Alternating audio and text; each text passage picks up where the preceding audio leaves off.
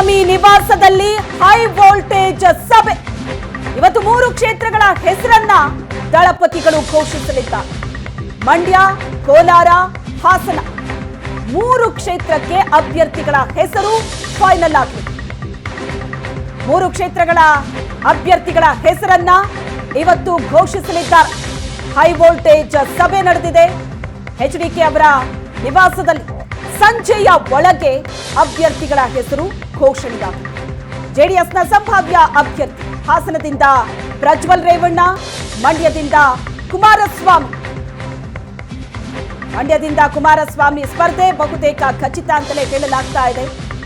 ಇನ್ನು ಹಾಸನದಿಂದ ಪ್ರಜ್ವಲ್ ರೇವಣ್ಣ ಸ್ಪರ್ಧೆ ಮಾಡೋದು ಪಕ್ಕ. ಈಗಾಗಲೇ ಪ್ರಚಾರ ಕೂಡ ಶುರು ಮಾಡಿದ್ದಾರೆ ಪ್ರಜ್ವಲ್ ರೇವಣ್ಣ, ಆದರೆ ಅಧಿಕೃತ ಘೋಷಣೆ ಆಗಬೇಕಾಗಿದೆ.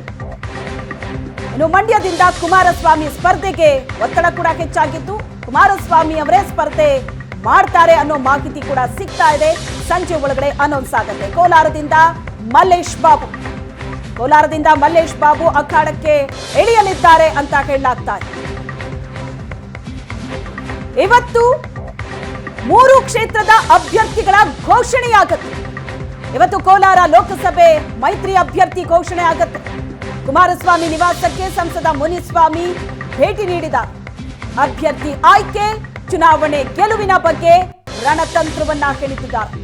ಅಭ್ಯರ್ಥಿ ಘೋಷಣೆಗೂ ಮುನ್ನ ಎಚ್ಡಿಕೆ ನಿವಾಸಕ್ಕೆ ಮುನಿಸ್ವಾಮಿ ಭೇಟಿ ನೀಡಿದ. ಇವತ್ತು ಜೆಡಿಎಸ್ 3 ಕ್ಷೇತ್ರಗಳ ಅಭ್ಯರ್ಥಿಗಳ ಹೆಸರು ಘೋಷಣೆಯಾಗುತ್ತೆ. ಕೋಲಾರ ಲೋಕಸಭೆ ಮೈತ್ರಿ ಅಭ್ಯರ್ಥಿ ಕೂಡ ಇವತ್ತು ಘೋಷಣೆ ಆಗಲಿದ್ದು ಹೈ ವೋಲ್ಟೇಜ್ ಸಭೆ ನಡೀತಾ ಇದೆ. ಇವತ್ತು ಸಂಜೆಯ ಒಳಗಡೆ ಹೆಸರನ್ನ ಅನೌನ್ಸ್ ಮಾಡಲಿದ್ದಾರೆ. ಅದಕ್ಕೂ ಮುಂಚಿತವಾಗಿ ನಡೀತಾ ಇರುವಂತಹ ಸಭೆ. ಕುಮಾರಸ್ವಾಮಿ ಅವರ ನಿವಾಸಕ್ಕೆ ಸಂಸದ ಮುನಿಸ್ವಾಮಿ ಭೇಟಿ ನೀಡಿದ್ದಾರೆ.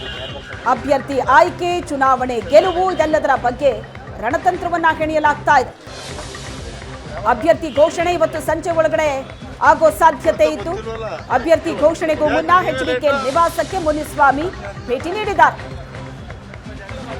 ಎಚ್ಡಿಕೆ ಅವರ ಜೆಪಿ ನಗರದ ಮನೆ ಒಂದು ರೀತಿ ಪವರ್ ಸೆಂಟರ್ ಆಗಿದೆ. ಜೆಡಿಎಸ್ 3 ಕ್ಷೇತ್ರ ಏನಿದೆ, ಮಂಡ್ಯ, ಹಾಸನ ಮತ್ತು ಕೋಲಾರ, 3 ಕ್ಷೇತ್ರಗಳಿಗೂ ಅಭ್ಯರ್ಥಿಯ ಘೋಷಣೆ ಆಗಬೇಕಾಗಿದೆ. ಇವತ್ತು ಸಂಜೆ ಒಳಗಡೆ ಘೋಷಣೆ ಆಗುತ್ತೆ. ಊರಲ್ಲಿ ಬಹಳ ಕುತೂಹಲ ಹುಟ್ಟಾಕಿದ್ದಂತಹ ಕ್ಷೇತ್ರ ಅಂದ್ರೆ ಮಂಡ್ಯದಲ್ಲಿ ಯಾರು ಕಣಕ್ಕಿಳಿತಾರೆ ಅನ್ನೋದು ಆರಂಭದಿಂದಲೂ ಕೂಡ ಬಹಳ ದೊಡ್ಡ ಕುತೂಹಲಕ್ಕೆ ಕಾರಣವಾಗಿದ್ದಂತಹ ಕ್ಷೇತ್ರ ಮಂಡ್ಯ. ಈಗ ಕುಮಾರಸ್ವಾಮಿ ಅವರು ಸ್ಪರ್ಧೆ ಮಾಡೋದು ಪಕ್ಕ ಅನ್ನೋ ಮಾಹಿತಿ ಕೂಡ ಸಿಗ್ತಾ ಇದೆ. ಎದುರಾಗಿರುವಂತಹ ಗೊಂದಲ ಮತ್ತೊಂದು ಕಡೆ